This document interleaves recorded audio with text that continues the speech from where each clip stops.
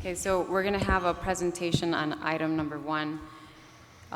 We hereby call this meeting to order for Public Works, Parks, Environment Committee meeting, Wilde's Bermudez on City Council. Item number 1 is the resolution which would allow the city to exercise its option to extend the term of the agreement between the City of Hartford and Peter Seaman, LLC, for the provision of the golf professional services at Goodwin Park Golf Course on terms that are more financially advantageous to the city. And we have Assistant Director for DPW, Mike Looney, who's here, who's going to be talking a little bit about that, and we'll also hear from others.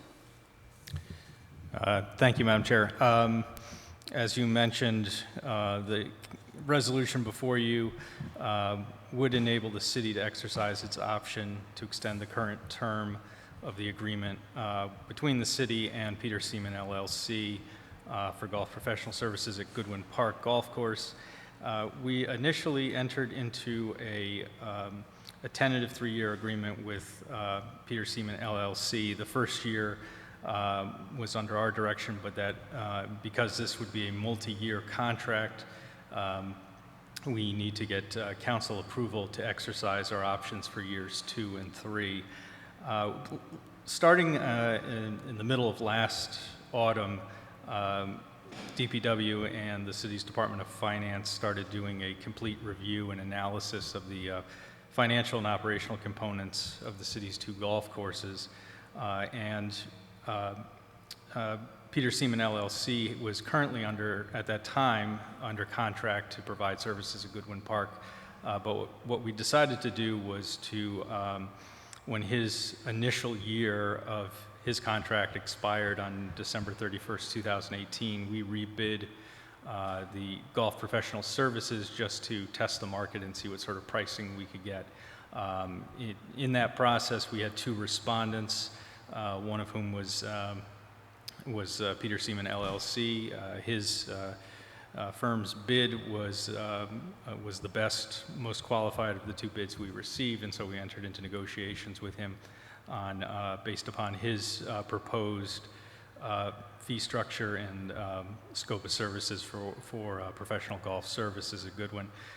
When we got through that process, it really became apparent that Peter Seaman, LLC's proposed rate structure for being compensated for golf professional services was going to be significantly better and more advantageous to the city.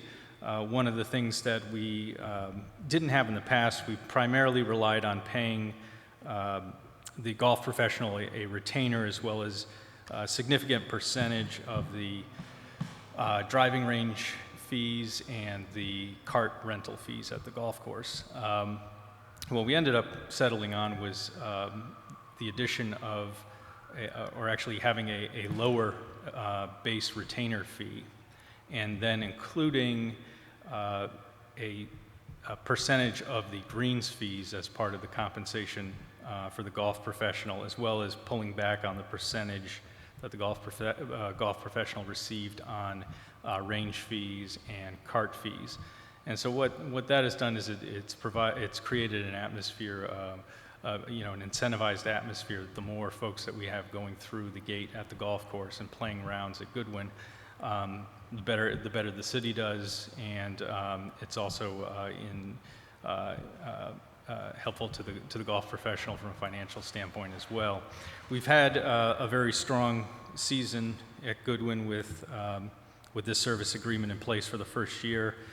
Presently, as of September 4th, the report I have from our consulting golf professionals that at Goodwin, our revenue is about 15% higher than we had budgeted for the season to date. So we have been around that number, tracking around that number for most of the season, even though we had a difficult spring with a lot of rain, a lot of rainy conditions.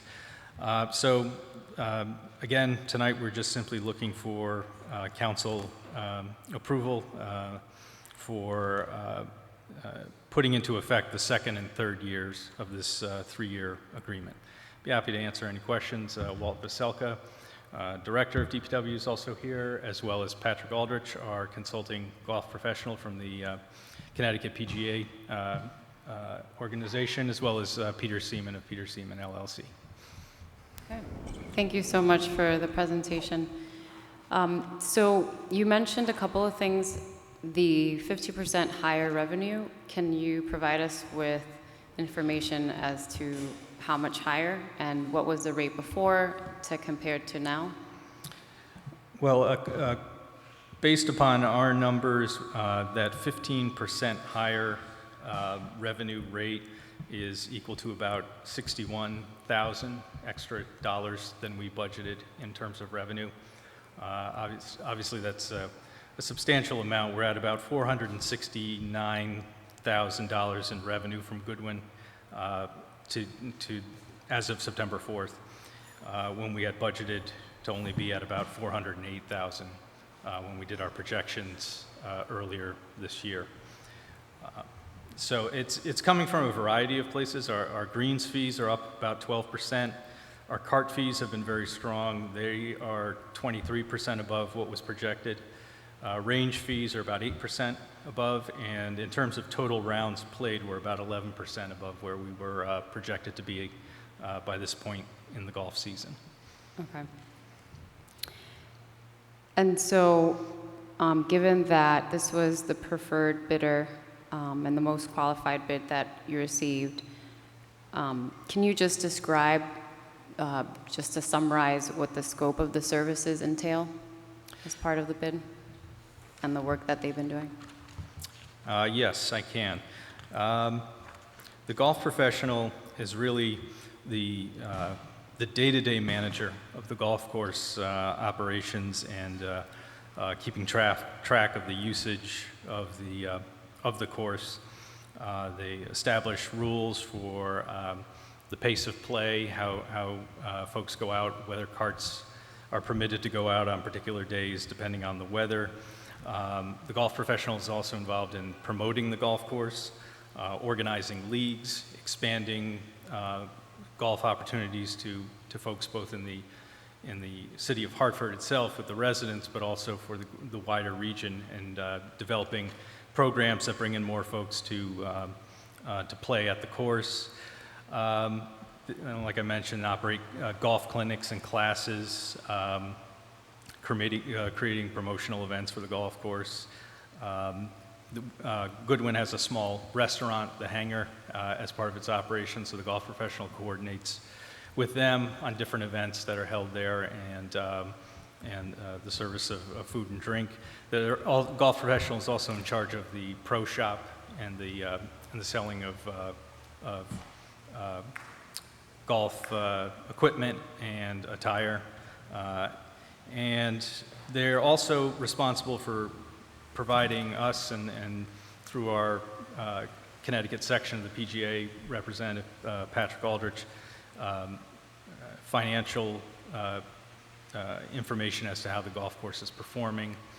They handle all of the money coming in and work with our finance department and our treasury department to make sure all the revenues are booked appropriately and that expenses are managed appropriately as well. Okay. Are there any plans? We recognize that this would be a 3-year contract or 3-year agreement, but are there any plans for expansion in terms of having the same amount of responsibilities in other golf courses? Was that considered or not something that's on the table right now? Having the same responsibility in other golf courses. Well, we're looking at Keeney right now. And we'll probably be coming forward with something shortly for council review and approval. Okay. And before the bid was placed, can you just backtrack and inform the public and other folks who managed it prior to the LLC? Prior to the LLC, well, again, as I mentioned, last year, 2018, Peter Seaman LLC was also the manager, the golf professional of the course. There was another firm prior to my arrival at DPW who managed it as well. I believe they had a not satisfactory performance record and ultimately were replaced initially with Peter Seaman LLC. Okay. So it's really positive that there's been additional revenue that has been generated under this management. What is the total? You mentioned the total amount of revenue is close to 400. 469,000. Okay. And in prior years, do we have that average under the different management?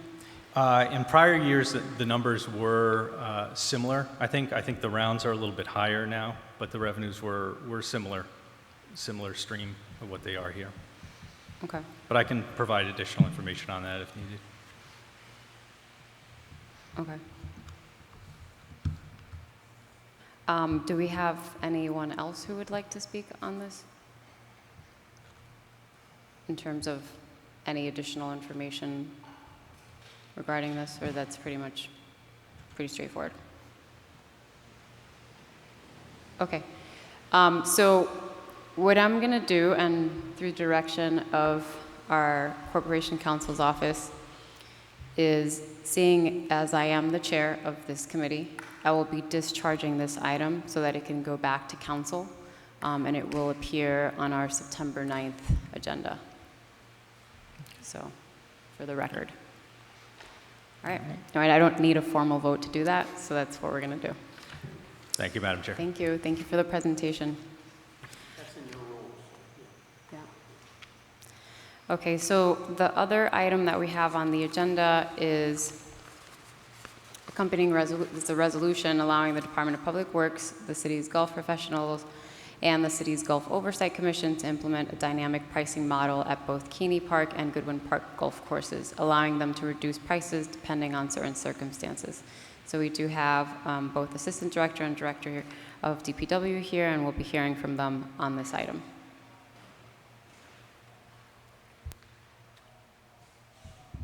Good evening, Madam Chairman. Walter Veselka, Director of Public Works. Good evening.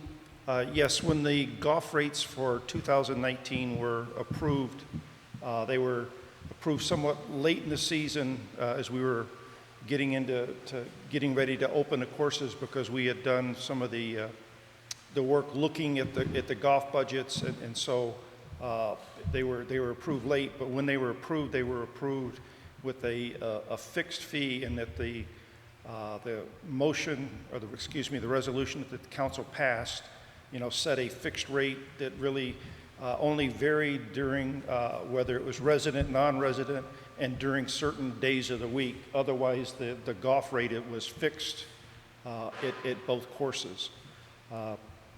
Traditionally, at both public and semi-public courses, the owners use the concept of dynamic pricing, whereas you look at the time of the day and day of the week when your play is low, and you adjust your pricing to try to entice those people to come in. And so we looked at this year, because we had set the rates in a fixed fashion, we have some gaps that we really have lulls in the course that we would like to entice people to come in, and we've lost the spring and the summer, but we'd like to be able to capture during the fall season the ability to, between the pro public works and keeping the Golf Oversight Commission advised, adjust those rates just to try to bring people in during some of those lull periods or low use periods. In our costs to operate the course are somewhat fixed, and so if we can entice some people to come in at a lower rate, that's still additional revenue with actually no increase in our cost. So it's a plus for both the city and our operator to be able to do the dynamic pricing. All right, thank you. And can you describe exactly how much are the costs to operate the courses? The cost to operate the course? Sorry, I don't have that budget. An estimate?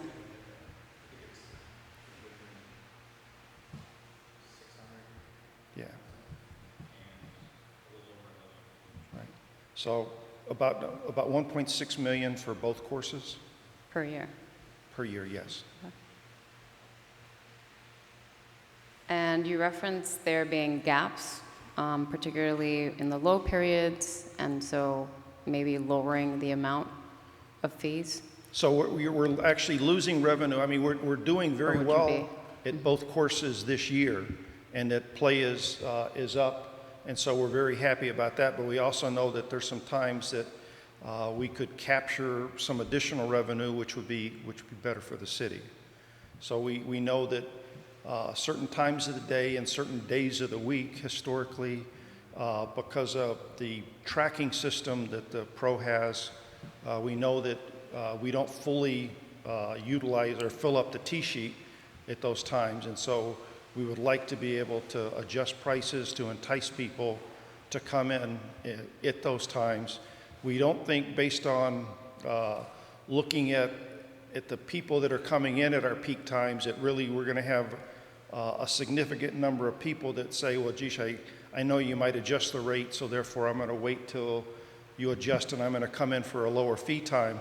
Historically, we have certain people that want to play early in the morning, on weekends, and during the day, and those people are still going to come in. Mm-hmm. So what we're looking to do is some people that are really shopping golf courses that are looking for the best deal. We really want to have a deal for both Goodwin and Keeney Park that we can pull them into our course versus losing them to another course. Got it. So then the rate would be slightly under compared to other golf courses? It would be, yes. So we look at and what other courses are doing at their rates, and then we would make some adjustments to our rates. We would do that in advance and publish them at least the night before so that everyone had the opportunity to see what they were, and they would apply to everybody for those periods. And so the rates have been approved by the Golf Commission, full support in conjunction with, obviously, communication with DPW? Yes, the Golf Oversight Committee unanimously approved the concept of going to the dynamic pricing. Okay. Is there anyone else that wants to speak on this item? Any other? Sure. Yeah, go right ahead. If you could just state your name for the record and who you represent. Hi, I'm Peter Seaman of Peter Seaman LLC. This concept that Walt was speaking on, the dynamic pricing, I think golf is a lot different than any other retail setting in that if a shirt doesn't sell, it can stay till the next day and we can sell it, and if it doesn't sell, we can keep it again. We sell golf in 10-minute increments, so every time 10 minutes goes by and it's not booked, we are essentially losing out on potential revenue. So the idea is to not essentially undercut our competitors, but just to fall in line to what they're doing currently. And that's, I guess there's kind of two types. There's a seasonal where you offer some incentives early in the season and late in the season, just to get people to come out and play golf where they might be thinking about other things, not necessarily golf. But if they can come out for, I'm just going to throw a random number, $40 for 18 with a cart, when they normally pay $60, it might get them to come to Keeney or Goody to play a round of golf. That's a seasonal, when in terms of a day-to-day, at Keeney, just speaking from Keeney because I'm a little bit more familiar with that, I know that during the week, Monday through Friday, we're busy in the morning. We have a bunch of people that book from 8 a.m. till 10:30 a.m. constantly. We wouldn't think about touching those time periods, but between the hours of 11 and 2, we're a little slower, so we might ratchet down our prices just a little bit to try to incentivize some people to play during those times. Mm-hmm.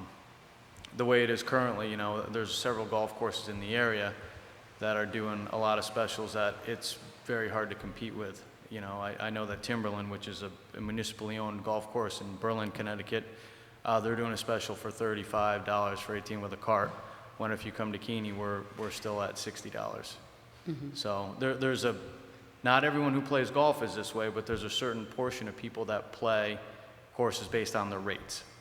They go out for the thrill of playing 18 holes, whether it's, at a really nice golf course like Keeney or Timberland, you know, that's kind of secondary when it, you know.